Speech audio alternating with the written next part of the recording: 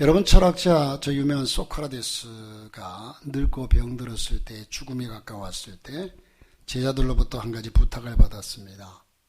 제자들이 소크라테스에게, 선생님, 마지막으로 사람들에게 가장 소중한 메시지를 하나만 들려주십시오 라고 얘기했더니, 소크라테스는 지그시 눈을 감은 채 이렇게 말을 했습니다. 아테네 산 꼭대기에 올라가서 시민들을 향해 간절히 외치고 싶은 말이 하나 있다니.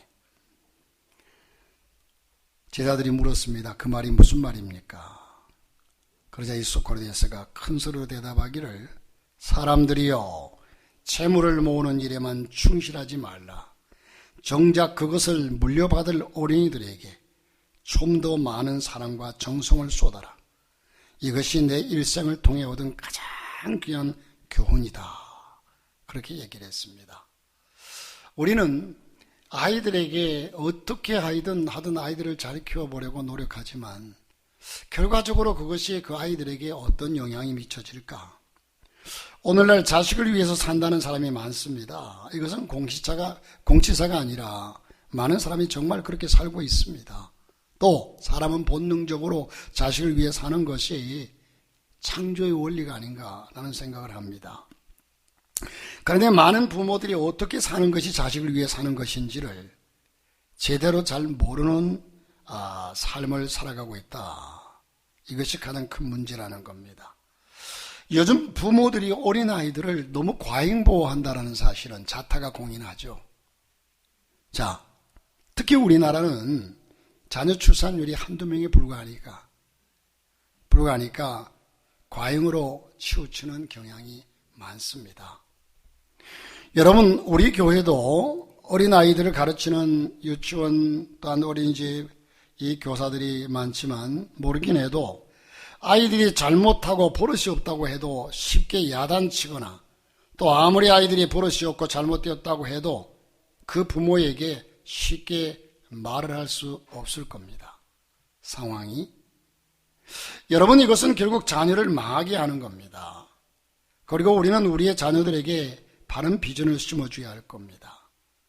오늘 현실이 돈만 하는 세대이다 보니까 아이들에게 바른 가치관을 심어주지 못하고 바른 꿈을 심어주지 못하는 세대가 되었는데, 제가 언젠가 그 TV에서 기러기 아빠, 여러분 보신 분이 있는지 모르겠지만 그 특종 세상인가요? 여기서 보니까 그 개그맨 정명재 씨라고 하는 분이 기러기 아빠로 27년을 살았더라고요.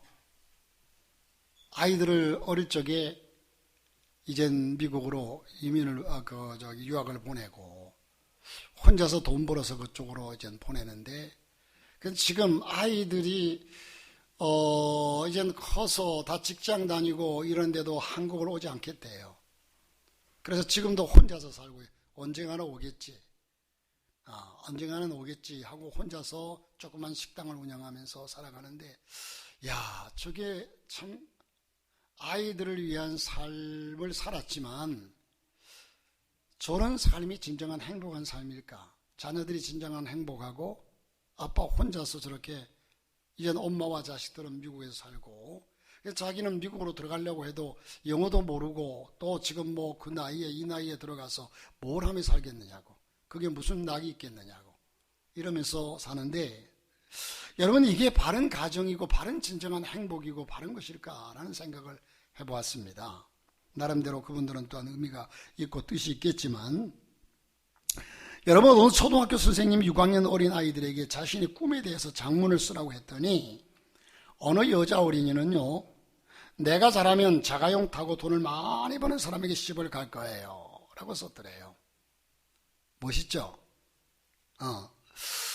자, 그리고 어떤 남자아이는요, 나는 커서 돈 많이 버는 사장님이 될래요. 여러분, 저희들 때보다도 그 이전에는 지금은 보편적인 아이들에게 이제 너 다음에 커서 어떤 사람이 될래? 하고 물으면 훌륭한 과학자가 되겠다, 훌륭한 의사가 되겠다, 훌륭한 예술가가 되겠다, 훌륭한 교수가 되겠다, 훌륭한 정치인이 되겠다. 이렇게 대답을 해요. 얼마 전만 해도 그랬는데, 그러나 요즘은 조금은 보편적으로 지금도 이제 아이들에게 물으면 그렇게 대답하지만, 그러나 그 경향이 좀 달라진 것은 지금 현실은 조금 달라졌다는 겁니다. 학교에서도 돈, 집에 가서도 돈, 사회에서도 돈 하니까 어린 아이들까지 참된 가치가 이젠 사라지고 이 세상에 돈이 최고라는 그런 인식 속에 돈을 많이 버는 사람이 되겠다고 착각한다는 거죠. 그래서 아이들이 공원에서 놀면서도 야, 니네 집 아파트 몇 평이야? 우리 아파트가 40평, 50평이야. 여러분, 그런 얘기를 누차 하잖아요. 쉽게 들을 수 있잖아요. 아이들이 그렇게 하고 논다는 거죠. 정말 큰일이 아닐 수 없습니다. 이런 자녀들에게 우리는 후세에 무엇을 기대하겠습니까? 자녀가 성공적인 삶을 사는 것을 보는 것은 부모의 최대의 소원입니다. 그렇다면 어떻게? 여러분이 성공적인 삶이라는 것이 정말로 그 아이가 가치 있는 삶을 살 때 성공했다고 볼 수가 있어요. 여러분, 자녀가 성공적인 삶을 사는 것, 그렇다면 어떻게 자녀를 성공적인 삶으로 인도할 수 있을까? 여러 가지 이론들이 있겠지만 오늘 실제적으로 성경에 제일 가까운 하나님의 이젠 말씀을 따라 나간 샘플이 있다고 한다면 이젠 그 샘플이 바로 유태인들의 교육이라는 것을 생각해 봅니다. 유태인들의 천재 교육이라고 하지 않습니까? 지금 여러분 유대인들은 신화를 만들어가고 있습니다. 전 세계 인구의 약 1000명 중에 2명꼴로 분포되어 있는 너무 소수인 민족이 유대인들입니다. 이 정도밖에 안 되는 유대인들이 그러나 세계적인 정치와 세계적인 경제와 사회와 문화를 주도하고 있다는 거죠. 보통 사람의 100배의 영향력을 가지고 있다는 겁니다. 그러면 여러분, 도대체 무슨 힘이 이런 기적을 이끌어낼까요? 유태인들은 무슨 힘이 있어서? 그들은 우리와 피와 다를까요? 그들은 우리와 피가 다를까요? 크게 다르지 않을 겁니다. 그들은 특별한 피를 가지고 있지 않다는 겁니다. 그렇다면 그들에게 다른 무엇이 있을까요? 저들은 우리와 이젠 DNA가 다를까? 다르겠죠. 그러나 성공할 수 있는 DNA, 이런 특별한 것은 없다는 겁니다. 그러나 분명히 다른 것이 있다는 사실은 결론이 말해주고 있는데 뭐가 있느냐? 있습니다. 그것은 바로 어릴 적부터 그들의 교육 방법이 탁월하다는 겁니다. 바르다는 거죠. 여러분, 교육이라고 하면 우리나라 사람들도 유대인들이 교육열에 있어서는 유대인들이 결코 뒤떨어지지 않죠. 대한민국처럼 교육열이 강한 나라가 어디 있습니까? 우리는 정말 높은 교육열을 가지고 있습니다. 이러한 교육열의 올바른 교육 방향이 주어지기만 한다면 우리 자녀들은 훌륭한 자녀들로 자라날 수 있습니다. 도대체 유대인의 성공적인 자녀 교육의 방법이 뭘까? 우리는 몇 가지를 분석하면서 하나님 말씀과 견주어 생각해 보고자 합니다. 그 첫째는요, 그들은 가정교육을 중시합니다. 여러분, 어린아이들이 태어나가지고 자기 스스로 자아를 가지고 느끼고 깨닫고 행동하고 할 때까지는 이젠 태어나서 엄마 아빠의 하는 모든 행동과 모든 것을 보고 그대로 배우게 됩니다. 그것이 이젠 몸에 배이게 되죠. 여러분, 학교 교육만이 교육의 전부라는 것은 착각을 버려야 합니다. 자녀들이 가장 많은 시간을 보내는 곳은 가정입니다. 하긴 요즘은 가정이 가장 많은 시간을 보낸다고 할 수도 없겠죠. 아침에 학교 가면서 가방 들고 나가면 밤 10시에 들어오는데 그러니까 자, 그러므로 자녀들의 최대의 교사는 부모요, 최대의 교실은 가정입니다. 여러분, 우리는 우리 자녀의 교육을 학교에만 맡기기에는 너무 소름 끼치는 세대 속에 살아가고 있습니다. 여러분에게 자녀 교육에 있어서 잊지 말아야 할 구호를 알려드리고 싶은데 그것은 학교 교육만을 신뢰하지 말라. 학교 교육만을 신뢰하지 말라. 정말 우리는 학교 교육에만 자녀를 맡길 수 없는 시대에 살고 있습니다. 특히 여러분, 유대인 어머니들은 혈육적 사랑이 아닌 사명적 사랑으로 자녀를 양육합니다. 혹시 내 자녀를 통해서 메시아가 나오지 않을까 하는 기대감을 가지고 자녀들을 교육합니다. 그래서 유대인 어머니들의 교육 방법은 전 세계적으로 유명하고 전 세계적으로 그들의 교육 방법을 배우려고 하지만 그러나 욕심이 앞서기 때문에 그러지를 못해요. 여러분, 우리에게도 그러한 자세가 분명히 필요합니다. 자녀를 세상에 빛을 발하는 자로서 하나님의 귀한 종으로서 쓰임받을 자로서 여기고 자녀를 키워야 합니다.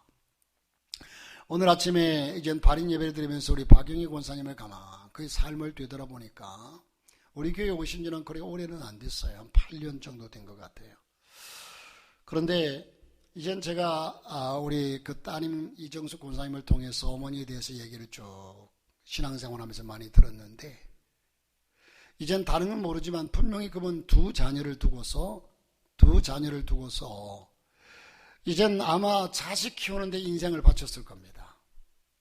자식 키우는데 일생을 바쳤어요. 그리고 이제는 우리 교회 오시기 전에도 그 교회에서 여전도의 연합회장으로 모든 일을 아주 도맡아서 하셨다고 그래요. 그리고 우리 교회 오셔서도 참 많이 일을 했어요. 그러니까 자식 키우는데 자기의 전력을 다하고 또 하나님을 섬기는 일에 전력을 다하다가 하나님 앞으로 가셨다라는 생각을 하니까 참 마음이 뿌듯해요. 가치 있게 살았다. 성공적인 삶을 살았다라는 생각을 하게 되었습니다. 자, 여러분, 우리는 우리의 자녀들에게 그 높은 교육열을 가지고 어떤 자세로 임해야 할까? 자녀를 세상에 빛을 밝히는 자로서 키워야 하는데 오직 자기만을 아는 자녀로 너무 그렇게 이기주의적으로 왜 과잉보호하다 보니까 그럴 수밖에 없습니다. 여러분, 다른 아이와 서로 다투고 문제가 있으면 여러분 내 아이를 야단칩니까? 다른 아이를 야단칩니까? 제가 언제 오래전의 일이에요. 교회 개척한 지 얼마 안 됐는데 우리 교회학교 아이 둘이가 밖에서 교회 왔다가 아니라 동네에서 싸우는 걸 봤어요. 지나가다 보니까 둘 다 우리 교회 아이인데 둘 다 엄마가 우리 교회로 오시는데 하나의 엄마가 몽둥이를 들고 상대방 아이를 막 야단을 쳐요. 네가 잘못했지 막 하고 자기 아이를 감싸면서. 그래서 저건 아닌데 라는 생각을 지금도 아직 머릿속에 기억이 됩니다. 자, 여러분, 우리가 그런 자세를 가지고 양육하면 자녀를 교육시키는 자세부터 달라지는 겁니다. 그렇다면 또 그저 학교에만 학원에만 맡길 수 없는 절박함을 우리는 깨달을 수밖에 없습니다. 자, 두 번째로는 여러분, 그들은 자녀 교육에 가정교육이 최고로 중요하다는 의식을 가지고 가르치고요. 가정교육이 최고의 교육기관이라는 사실, 그런 의식을 가지고 가르치고, 두 번째로 그들은 자녀 교육에 귀에 포착이 탁월합니다. 귀에 포착이. 너무 자주 교육을 하면 대부분의 사람들은 그 교육을 잔소리로 듣습니다. 자, 기회를 잘 살려서 적절하게 교육을 해야 효과가 있습니다. 그러므로 자녀 교육의 기회를 엿보아야죠. 정말 하나님의 지혜를 구하고 실패했을 때와 성공했을 때에 그때그때의 상황에 맞추어서 교육을 해야 합니다. 그런데 우리는 어떻습니까? 아이들이 잘할 때도 못할 때도 그들의 입장이나 생각을 또한 기회를 완전히 무시합니다. 온전히 부모의 일방적입니다. 그렇게 말하고 가르칩니다. 흔히 어린이들에게 흔히 쓰는 얘기야. 야, 내가 뭘 안다고 참견이야. 내가 뭘 안다고 참견이야. 이런 얘기를 할 때가 많습니다. 어느 교회 학교 어린이가 모처럼 부모님을 기쁘시게 드리는 것이 어떤 것일까 혼자 생각하다가 추운 겨울날 새벽에 일찍 일어나서 아버지가 일어나시기 전에 아빠 내복을 녹여서 따뜻하게 해드리려고 자기 체온으로 따뜻하게 해드리려고 입고 이젠 데피고 있었습니다. 눈을 뜨고 일어난 아빠가 보시더니 버럭 화를 내면서 꾸짖기를, 야 이놈아, 아침부터 어린 것이 왜 재수없게 어른 옷을 입고 있어? 이렇게 야단을 쳤답니다. 이때 이 어린아이의 마음이 얼마나 상처가 컸을까요? 아빠를 위해서 한다고 한 것이 이렇게 야단 맞을 일인가? 뿐만 아니라 오늘 학교에서 어떤 어린이는 학교에서 연극을 하고 나서 너무 기뻐서 좋아서 부모님이 어디 계신가 두리번 찾다가 아빠가 눈에 띄었습니다. 너무 좋아서 아빠에 가서 아빠 나 잘했지? 아빠 어땠어? 하고 자랑했더니 칭찬하기는커녕 어떤 손님과 얘기하시던 아빠는 오히려 짜증을 내면서 야 어른과 얘기하는데 귀찮게 굴지 말고 저리 좀 비켜 이렇게 책망하더라는 겁니다. 우리는 자녀들에게 주의 깊은 관심을 가져야 합니다. 주의 깊은 관심을 가져야 합니다. 여러분은 여러분의 관심사가 특별히 여기에 자녀를 기르는 분들이 많지는 않지만 특별히 우리 할머니 할아버지들도 많잖아요. 할머니 할아버지들 아이들을 좋아하면 할아버지 목까지 타고 오른다고 그래요. 에? 수염까지. 그냥 어떻게 보면은 그저 이쁘니까 사랑스러우니까. 제가 이런 설교나 이런 얘기를 하면 그래서 천국에서 보고 계실까? 우리 김춘장 권사님이 목사님도 손주 있으면 두고 볼 거예요. 그랬거든요. 목사님도 두고 볼 거예요. 손주 생기면 내가 어떻게 하나 두고 볼 거예요. 그런데 두고 보지도 못하고 가셔버렸어. 자, 어쨌든 우리는 자, 여러분 제가 일부 예배 때 그런 질문을 했어요. 제가 잘 보는 TV에서 한 프로가 나는 자연인이다. 40대, 50대의 뭐, 이젠 보편적인 아주 인기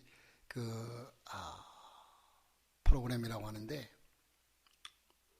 거기에 보면 많이 나오는 장면들이 많아요.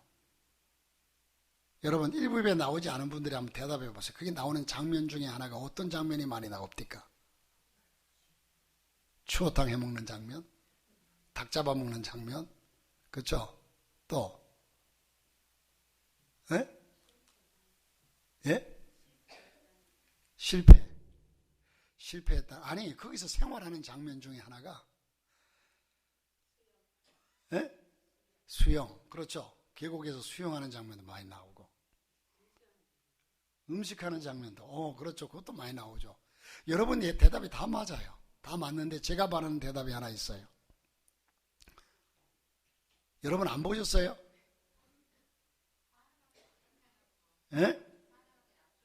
약초 많이. 그렇지. 약초 캐는 장면. 그거 많이 나오죠. 갔다 하면 약초 캐러 산을 한번 휘 둘러보니까. 뭐가 있을까? 누구야? 이승윤하고 윤택이 그냥, 힘쓴다고 그냥 폼 잡고 하는 게 있어요. 그렇죠. 장작 패는 거. 제가 요구하는 그거였어요. 장작 패는 장면이에요. 그런데 제가 무슨 말씀을 드리려고 하냐면 이 장작을 팰 때 이 친구들이 한번 딱 찍으면 이게 오히려 힘은 여러분 이승윤 보면 얼마나 근육도 셉니까? 잘 안 나가요. 그런데 자연인이 딱 보고서 이걸 돌려가지고 딱 놓다든지 이렇게 딱 패면 그대로 쫙 쪼개져요. 자연인을 보면 더 몸도 가늘고 더 오히려 힘이 없어 보여. 왜 그럴까? 요령을 아니까. 그 요령이 뭐냐? 나무는 결을 따라 패야 잘 쪼개집니다. 나무는 결을 따라 쪼개야. 결이 있어요. 그러니까 딱 보면 벌써 안에 나이테를 보든지 보면 결을 따라서 쪼개야 잘 쪼개진다는 거예요. 자, 여러분 무작정 그냥 힘만 좋다고 팬다고 해서 금방 쪼개지는 게 아니라는 거죠. 그리고 쇠는 빨갛게 뜨거워졌을 때 쳐야 합니다. 아무 때나 마구 이젠 때린다고 되는 게 아니고, 그러므로 이젠 기회를 포착하라고 하는 얘기처럼 여러분, 저와 여러분이 자녀를 교육할 때에 바른 소리를 그냥 시도 때도 없이 바른 소리를 한다고 해서 먹혀 들어가지 않아요. 아이들은 잔소리로 듣습니다. 누가 누구를 보든지 잔소리할 것은 많습니다. 여러분, 이젠 여러분들이 여러분 옆에 사람을 보더라도 잔소리할 게 많아요. 그러나 그 잔소리가 올바른 교육으로 자리매김되기 위해서는 적절한 교육 기회를 포착해서 활용하는 지혜가 필요하다는 겁니다. 특히 유대인들은 민족의 어려웠던 시절을 잊지 않게 하므로 자녀들의 공동체 의식을 일깨우는 방법을 사용했습니다. 자녀들은 자기 민족에 고생했던 그 얘기를 들으면서 부모들을 존경하게 되고 공동체 의식이 깊어지게 되고 나라 사랑과 민족 사랑에 대한 꿈이 생겨나게 됩니다. 또한 하나님의 은혜를 기억하게 됩니다. 그래서 그들은 일찍 철이 들게 되지요. 철이 들면 목표의식이 뚜렷한 자녀가 됩니다. 그래서 여러분, 저들이 똑똑하게 된 것이지 그들의 피 속에 똑똑한 유전자가 흐르기 때문에 똑똑한 것이 아닙니다. 유태인들은 여러분 지금 결과적으로 볼 때 저렇게 세계를 쥐고 있는 모든 힘이 어릴 적에 저들의 교육에서 나온 거라는 겁니다. 우리들은 자녀들이 잘했을 때는 교육적으로 대합니다. 그러나 자녀들이 좀 실패했을 때는 비교육적으로 대하는 경향이 많습니다. 그러나 여러분, 우리는 오히려 그 반대로 해야 합니다. 여러분, 자녀가 실패했을 때 속으로 웃으십시오. 실패는 성공의 어머니다. 말은 잘해요. 모두가 다 너무 잘 알아요. 저도 잘 알고요. 그러니까 이 실패했다는 사실이 이것이 참 중요한 기회입니다. 실패는 참된 교육의 기회입니다. 그 순간이 바로 참된 교육의 산실이 되기 때문입니다. 자녀가 실패했을 때를 교육적으로 잘 활용하라는 겁니다. 세 번째는 여러분, 그들은 자녀들이 은혜를 아는 자, 감사를 아는 자가 되도록 교육을 합니다. 어릴 적부터 제가 그런 얘기를 자주 하죠. 유치원 선생님이 어른이 이젠 그 유치원 아이에게 사과를 하나 줬더니 아무 말도 안 하고 쑥 바꿔서 돌아서요. 선생님이 아이에게 얘야, 어른들이 선물해 주면 어떻게 해야 되니? 그랬더니 사과를 쑥 내밀면서 깎아주세요. 그랬더니. 자, 여러분 자녀가 정말 똑똑해지기를 원하십니까? 은혜를 아는 자로 키우면 똑똑해집니다. 그것을 위해서는 부모가 은혜를 아는 자가 되는 것이 가장 급선무입니다. 여러분 어릴 적에 부모가 본이 되라. 여러분 가정이 언제나 교육의 현장이라는 거죠. 자신은 그러지 못하면서 자식에게 가르치는 것은 넌센스입니다. 바닷가의 개가 부르르 옆으로 기어가면서 아래서 부화된 새끼들을 보고서 야 이놈들아 제대로 걸어봐 제대로. 엄마처럼 걸어야지 아빠처럼 걸어야지. 그 또 부르르 따라 그러니까 그렇게 말고 제대로 걸어봐 앞으로. 아빠와 엄마가 옆으로 기어가면서 제대로 걸으라고 하면 그 새끼가 제대로 걷겠습니까? 자, 여러분 그와 마찬가지로 이젠 우리 어린 아이들이 우리의 자녀들이 부모에게 은혜와 감사를 그래야만이 그 자식이 부모에게 대해서 은혜와 감사도 알게 되겠지요. 여러분 신앙생활하면서 하나님을 정말 잘 섬기는 부모로 보여주십시오. 오늘 말씀에도 보면 여호와를 경외하는 자에게는 여호와를 경외하는 부모에게는 견고한 의리가 있나니 그 자녀들에게 피난처가 있으리라. 그 자녀들에게 영향이 그만큼 크게 미친다는 겁니다. 여러분 감사하는 것은 감사하는 자세를 보여줘야 되는데 심지어는 학원 선생님, 유치원 선생님에게도 감사한 마음을 가져보십시오. 내가 내 돈 주고 학원 선생을 이용하는 것인데 무슨 감사야. 이런 생각을 가지고 있으면 여러분들이 선생님을 대할 때에 우리 아이가 좀 불이익을 당했다고 해서 쫓아가서 선생님에게 야단하고 유치원 선생님에게 야단하고 이러면 그 아이는 그래 의식적으로 무의식적으로 우리 엄마가 우리 선생님보다 훨씬 높은 분이야. 이런 생각을 가지고 있는데 무슨 감사가 나오며 무슨 제대로 순종이 나오겠습니까? 자, 여러분 내가 유치원 선생님에게 가장 정말 감사한 마음을 품을 때 내 학교, 초등학교 선생님에게, 중고등학교 선생님에게 이런 감사한 마음을 품을 때 내 자녀의 유치원 교육이 가장 성공적인 모습이 된다는 겁니다. 여러분 은혜를 아는 아이로 키우고 감사하는 아이로 키운다는 사실, 이것이 유태인들은 철저한 교육 방법입니다. 유치원 선생님의 나이가 보통 20대 초반이잖아요. 그러면 선생님들은, 부모들은 선생님을 쉽게 대하고 반말을 반쯤 섞어가면서 얘기를 할 때, 자식들이 바라볼 때 그것을, 그런 모습은 내 자녀의 유치원 교육에 가장 이젠 중요한 것을 잃어버리게 되고요. 오히려 망하게 됩니다. 내 돈 주고 내 교육하는데 라는 거만한 생각은 치명적인 생각입니다. 돈과 상관없이 감사하는 것은 감사하는 삶을 살아보십시오.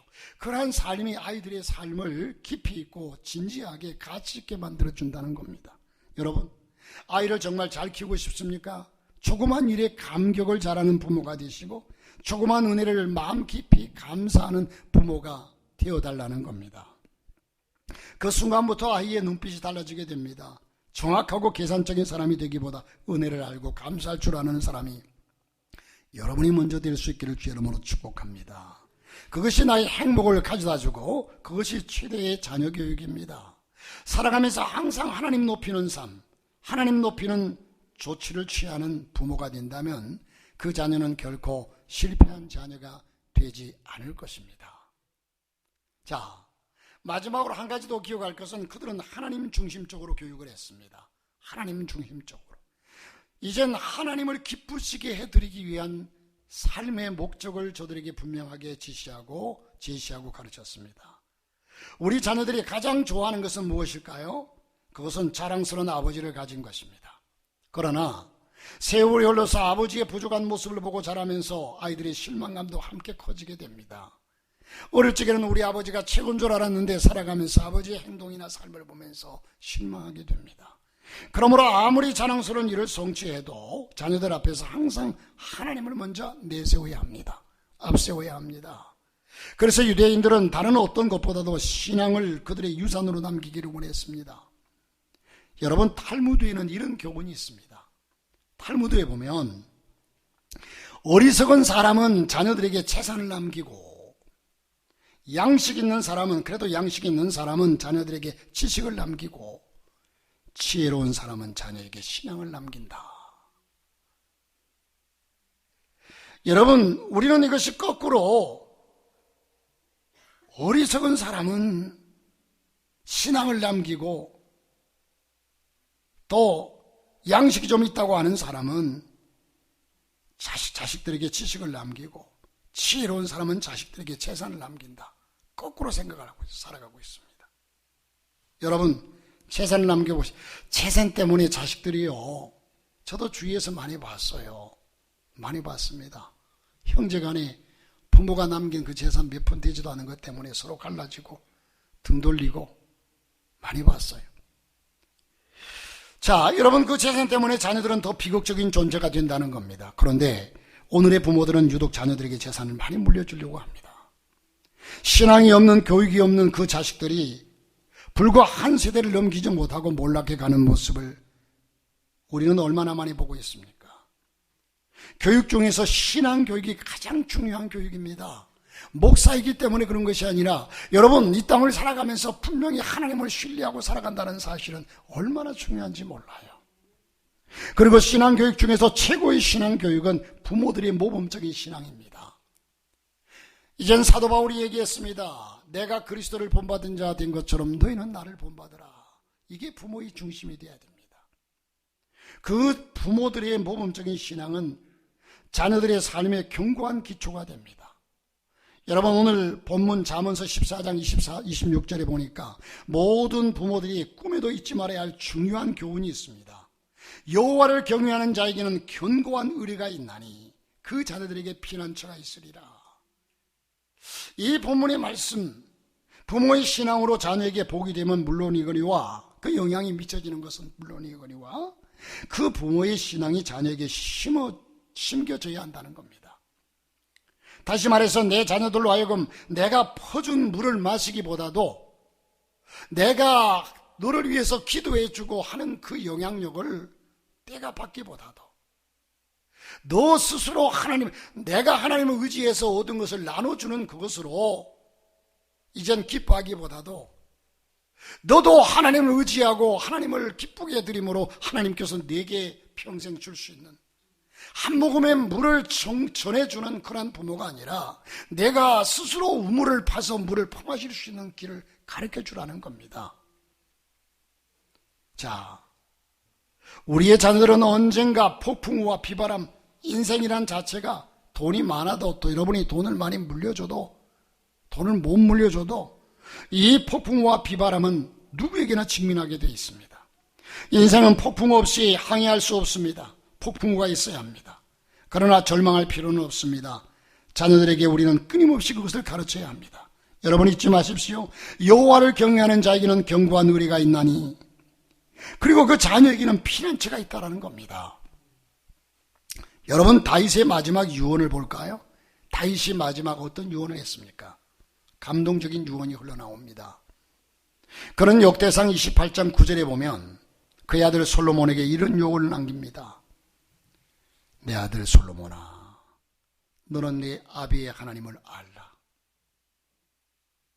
내 아들 솔로몬아, 너는 네 아비의 하나님을 알라. 얼마나 훌륭한 유언입니까? 다윗은 자기를 기념하라고 하지 않았습니다. 자기를 알려고 하지도 말라고 했습니다. 조상의 족보와 신화에 창념치 말라고 했습니다. 그는 자기가 섬기던 하나님을 자식도 알기를 원했습니다. 여러분 자녀에게 무엇을 남기기를 원하십니까? 먼 후일에 여러분의 자녀가 여러분을 어떤 아버지, 어떤 부모로 기억하기를 원하십니까? 여러분 신앙을 남겨주는 부모가 되어야 합니다. 그러기 위해서는 내가 신앙 안에서 진실된 모습을 구비하는 것이 필요합니다. 다윗처럼 신앙 안에서 승리의 체험을 하고 자녀에게, 남편과 아내에게, 이웃에게 신앙을 남길 수 있기를 주 이름으로 축복합니다. 여러분 동물들은요, 특별히 초식 동물들을 보면 거의 이젠 그 새끼를 낳을 때 서서 낳습니다. 여러분 소가 송아지를 낳을 때 앉아서 엎드려서 송아지를 낳지 않잖아요. 서서 낳아요. 여러분 동물들 중에 다리가 제일 긴 동물이 뭘까요? 기린. 다리가 얼마나 길었으면 기린이라고 했을까? 자, 기린입니다. 그런데 보세요. 여러분 기린이 새끼 낳을 때 못 보셨죠? 저도 못 봤어요. 그런데 책에 보니까 이 기린은 서서 새끼를 낳는다고 합니다. 그러면 기린이 그렇게 높은 데서 새끼가 나와서 떨어지면 뇌진탕으로 갈 것 같아요. 새끼가. 그렇잖아요? 그런데 서서 낳는데요. 여러분 적지 않은 높이에서 등을 밑으로 해서 땅바닥에 이 새끼가 떨어지기 마련입니다. 하지만 몇 초도 되지 않아서 새끼 기린은 다리를 밑으로 웅크리고 바로 쭈그리고 앉는다고 하는데 잠시 뒤에 고개를 숙여서 자신이 낳은 새끼를 한번 돌아본 엄마 기린은요, 누가 봐도 이해하지 못할 행동을 취한다고 합니다. 왜냐하면 엄마 기린은 자기 새끼 기린이 거꾸로 엎어져서 발랑 넘어질 정도로 앞발로 걷어찬다고 합니다. 휙 걷어차면 몇 미터 앞에가 떨어진대요. 이렇게 새끼 기린이 그 흔들리는 약한 다리로 간신히 거기서 떨어져서 허우적거리면서 막 발버둥치면서 일어서려고 한다고 그래요. 그런데 그러기를 몇 번씩이나 이 기린이 앞발로 새끼를 걷어찬답니다. 여러분 하지만 엄마 기린이 할 일이 끝난 것은 아닙니다. 새끼 기린이 어떻게 일어나는지를 기억하기를 원하는 엄마 기린은 약한 다리로 간신히 서 있는 새끼 기린을 발로 다시 또 걷어차고 넘어뜨립니다. 그러면 또 이 새끼 기린은 있는 힘을 다해서 비쩍거리면서 일어서요. 왜 그런 거 아니까? 새끼 기린이 초원에서 살아남으려면 여러분 사람처럼 참 하나님이 창조한 원리가 그래요. 초식 동물들이 보통 이 맹수들에게 먹힐 수밖에 없는 존재가 초식 동물이잖아요. 육식 동물에게 먹힌단 말이에요. 그러면 사람처럼 이 초식 동물들이 새끼를 낳으면 몸조리 한다고 그곳에서 열흘이고 한 달이고 누워 있습니까? 참 신기하게도 이 새끼들은 낳자마자 사람은 낳아서도 자기 혼자 움직일 수도 없는데 일어날 수 없고 앉을 수도 없어요. 그런데 이 동물들은 낳자마자 일어서서 뛰어요. 여러분 여기에서 이젠 새끼 기린이 초원에서 살아남으려면 무리를 지어 함께 다녀야 하기 때문입니다. 그러면 다른 무리가 이 기린이 새끼를 낳았다고 기다려주지 않습니다. 낳자마자 뛰어야 합니다.